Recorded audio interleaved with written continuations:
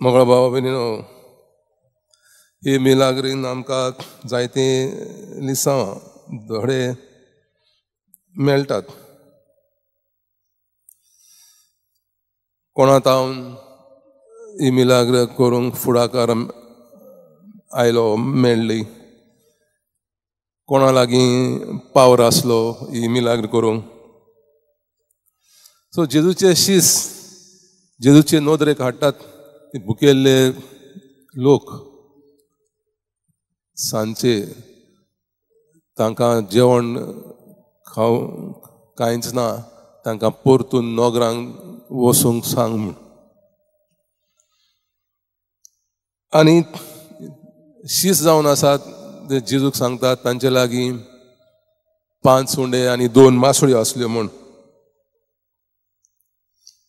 आनी शीस जावन आसात हे जे उंडे जेजून तांचे लागीं दिले आनी लोकांक वांटून दी म्हूण सांगलें.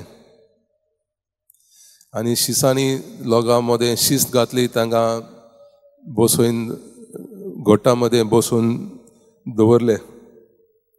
आनी ते 12 जाणांनी 12 पांटल्यो उरलोले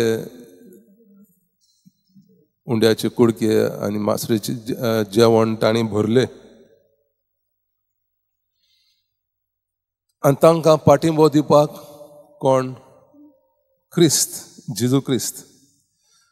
तो तांचे बरोबर आशिर्वादाचे मागणें करता.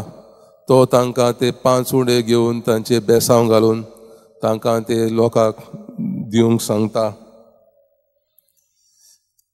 आनी जेजू तांकां सांगता ते लोकां मदें शिस्त घालूंक तांकां बसोवन जमनीर बस म्हूण राव म्हूण सांगता. आनी हो उंडो कितें जावन आसा? उंडो जावन आसा देवाचें उतर, जेजूचें उतर.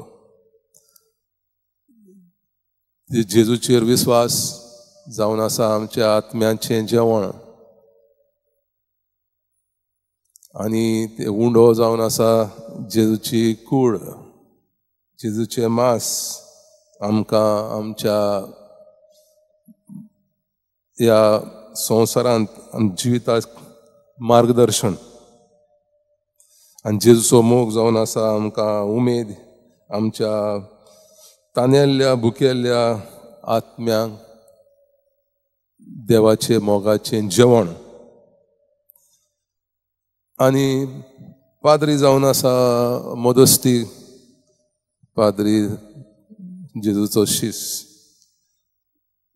देवा मदें लोकां मदें मदस्ती करता. आनी सो जेजू तांकां शिकयता पाद्रीपणाचें जिवीत कितें तें त्या उंड्या आनी मासरेच्या मिलाग्री वरवीं. हेंच करूंक आज आमकां देवान सांत जुआंव मारी वियानी दिला. आनी आमी पयले वाचपान आयकलां कशे भाशेन देवाचो लोक मोजेसा विरेद गुणगुणतात, बोगलांटां घालतात ताचेर, कुशालनान देवाचेरूय बोगलांटां घालतात. आनी हे मोजेसाक आवडोना, तो फुडाकार करूंक ताका बरें लागना. देवा लागीं मागता, हें तुवें म्हाका कित्याक तांचो फुडारी केला, कित्याक म्हूण म्हाका तें अर्पण केलां, म्हजें जिवीत तांचे खातीर हांवें घायल्या उपरांत तरी ते उपकारी न्हय. असलेंच सितवासांव एका फ्रांस देसान आर्स ह्या खेडेगांवांत आसलें. पातकी मनशां देबदेकायेक पोरजोळकायेक सांपोरलेलीं, खावन पिवन मजा करपाचें जिवीत. थंयसर जुआंव सांत जुआंवाक धाडटात. तो एक शेतकाऱ्याचो पूत आनी ताचें काम ल्हान आसतना तो तोंड भरतालो, गोरवांचे केअर करतालो. 13 वर्सांचो आसतना ताका ताणें कुमन्यांव घेतलो. त्या काळांत फ्रांस देशान धर्मा आड चळवळ आसली आनी सो ताका 13 वर्सांचो आसतना कुमन्यांव घेवंक संदी मेळ्ळी आनी ताणें शिकप करूंक ना. मूळ शिकप नासलें पूण पाद्री जावपाची खुशी आसली. पाद्रीगारान पळयलो हो एक संत मनीस भावार्थी आनी ताच्या जिविता पळोवन ताणें ताका पाद्री जावच्याक पाद्रीगारान जुआंव मारी वियानीक सिमनारीन धाडलो आनी सिमनारीन पाद्रीपणाचें शिकप घेतल्या उपरांत रोखडोच ताका तांणी त्या आर्स खेडेगांवांत धाडलो, थंयसर लोक देवाची हरशीण करतालो, खावन पिवन मजा करतालो. सो तांणी सांगलें ताका ते गांवांत वच आनी तांकां भावार्थ दी आनी तांकां तांची इगोर्ज बांद. जुआंव मारी भिवंक ना, गेलो आनी थंय मागण्याच्या जिवितान सॅक्रिफायस करून आपल्या स्वताच्या कुडीक घाय घालून 14 वरां मागणें करतालो.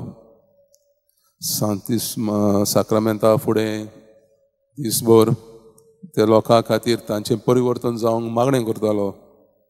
आनी ताणें ताचें काम गरीब लोकां मदें सुरवात केली.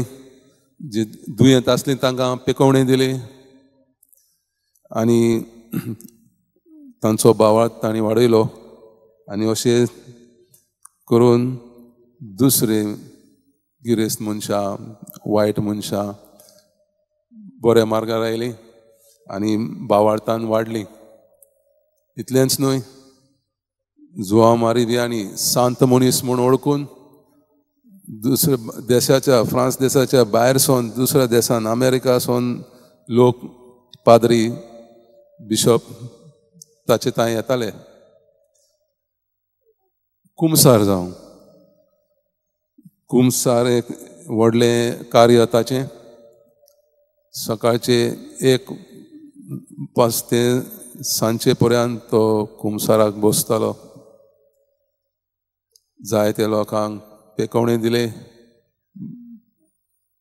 भूत काडले, भावार्थ दिलो आनी ताणें सांत साक्रामेंतास एक संघटन केलें. आनी दुसरें म्हणजे अनाथ चेडवांक ताणें घर बांदलें आनी इवेंच्युअली तांकां शाळा बांदली आनी तो एक नमुना जालो सगळ्या फ्रांसाक. अनाथ आश्रम कशी चेडवां खातीर जायती शाळा बांदल्यो. तर हो संत मनीस आपल्या मागण्यांतल्या जिवितान दुसऱ्यांचें परिवर्तन करता. आपलेच जिवीत एक जेजू भाशेन अर्पिता. जेवण खाण कांय ताका चड नाका आसलें, बरी न्हीद ताका मेळनासली कित्याक कितलीं वरां काम करतालो आनी ते भायर देंवचारूय ताका ताळणेन घालतालो आनी ताच्या जिविताक त्रास करतालो. हे सगळें ताणें जेजूच्या घोटायेन जेजू भाशेन जावंक जेजूच्या मदस्तीन सांताचें जिवीत जिवंक पावलो आनी जायते मनशांक सांत केलें.